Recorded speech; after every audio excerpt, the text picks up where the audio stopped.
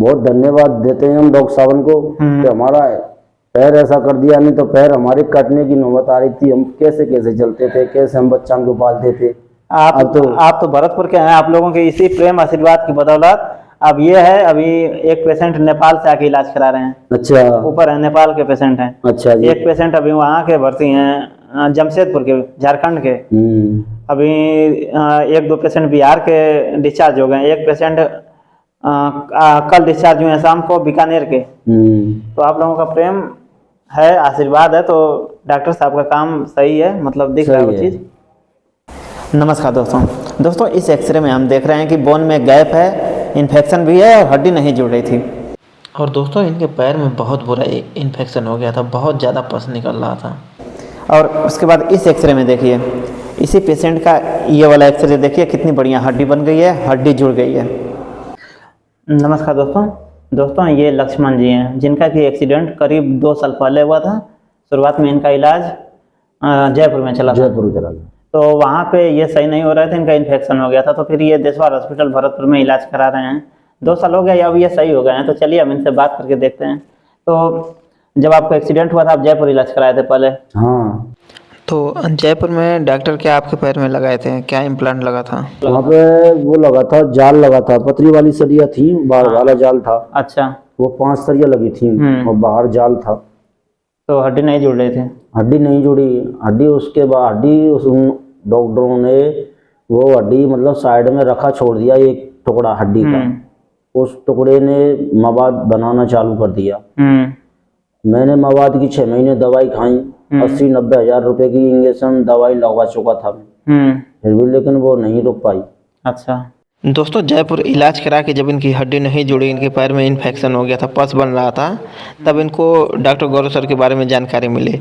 तब ये डॉक्टर गौरव सर से इलाज कराने आए हैं। महीने बाद दवाई रखी थी इसमें इन्फेक्शन खत्म करने की। वो सीमेंट था इतना सा। हाँ। उसने 1 महीने बाद खत्म, मवाद बिल्कुल घाव पड़ गई मेरे। उसके बाद में 1 महीने बाद जाल डाला फिर जाल में इन्हें 7 सरिया लगाई थी, 8 सरिया लगाई थी। मोटी वाली 5 mm की सरिया थी वो, मोटी वाली सरिया।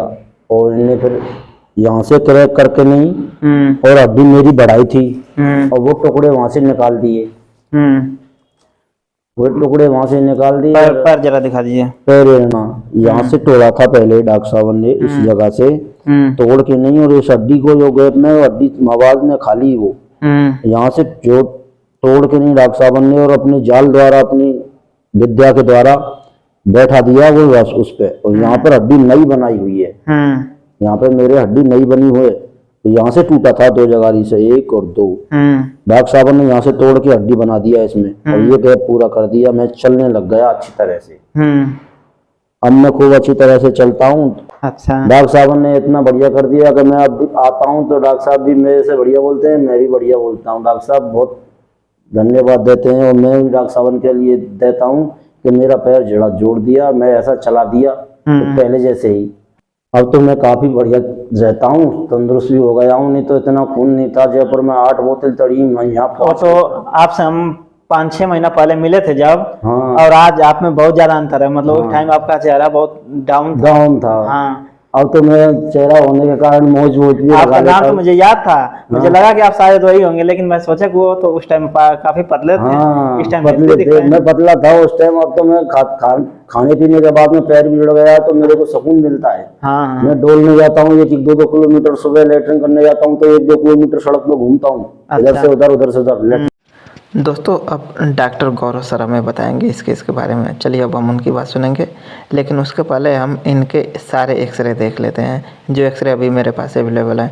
देखिए देशवार हॉस्पिटल में सर्जरी की बात के तुरंत के तो मेरे पास एक्सरे नहीं है।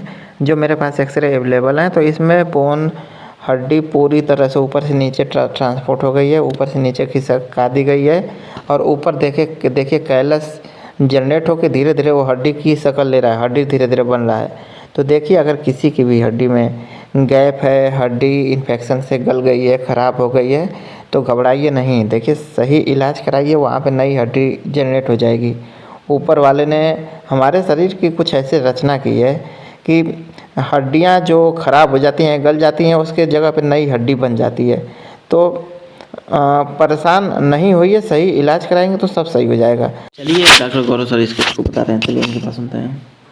नमस्कार दोस्तों, जैसा कि आप हमारे YouTube चैनल पे अधिकतर उन्हीं केसेस के बारे में डिस्कशन सुनते हैं, जैसे जिनमें हड्डी में इन्फेक्शन होता है और गैप्स रह जाते हैं।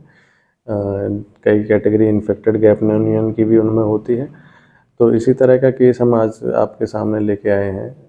इस केस का उदाहरण देके हम आपको हड्डी की उस स्थिति को समझाने की कोशिश कर रहे हैं जहाँ हड्डी में फ्रैक्चर के समय जख्म बन जाते हैं, मवाद बन जाते हैं। एक्सीडेंट के समय हड्डी में घाव बन जाते हैं, जख्म बन जाते हैं और हड्डी एक्सटर्नल एनवायरनमेंट में आ जाती है।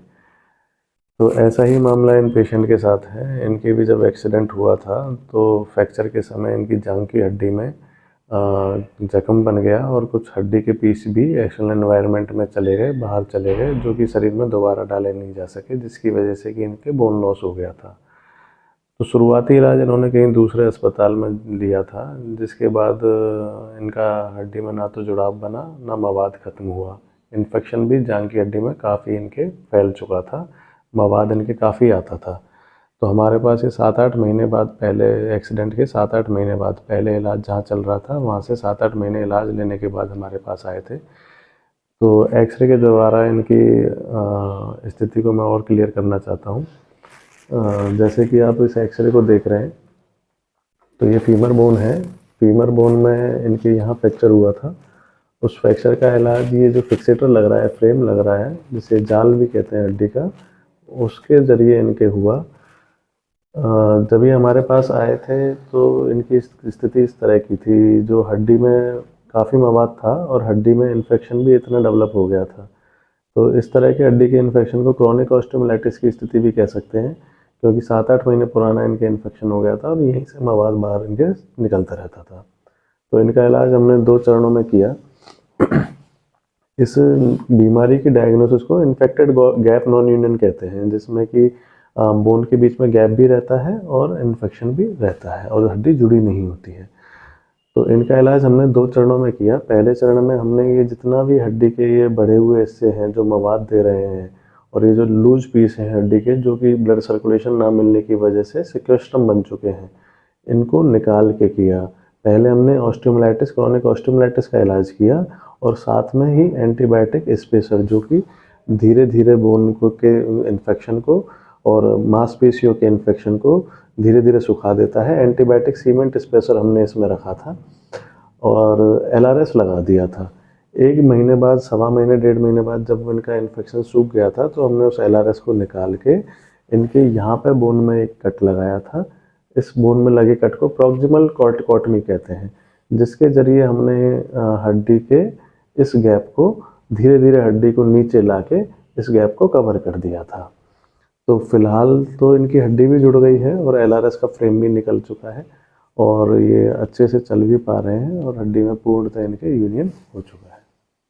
तो दोस्तों, अगर आप भी फ्रैक्चर से परेशान हैं, आपका फ्रैक्चर सही नहीं हो रहा है, अपने फ्रैक्चर के बारे में हमसे बात करना चाहते हैं या डॉक्टर गौरव सर से बात करना चाहते हैं या इलाज कराना चाहते हैं, तो आप हमें व्हाट्सएप कर सकते हैं। हमारा व्हाट्सएप नंबर है 9305 26 4009 9305264009। इस पर आप व्हाट्सएप कर सकते हैं। आप व्हाट्सएप कर देंगे तो उसके बाद ज़रूरत लगेगी तो आपको इधर से कॉल कर लिया जाएगा, फ़ोन कर लिया जाएगा। ठीक है दोस्तों, चलिए फिर कुछ और बातों के साथ मिलते हैं अगली वीडियो में। नमस्कार, जय हिंद।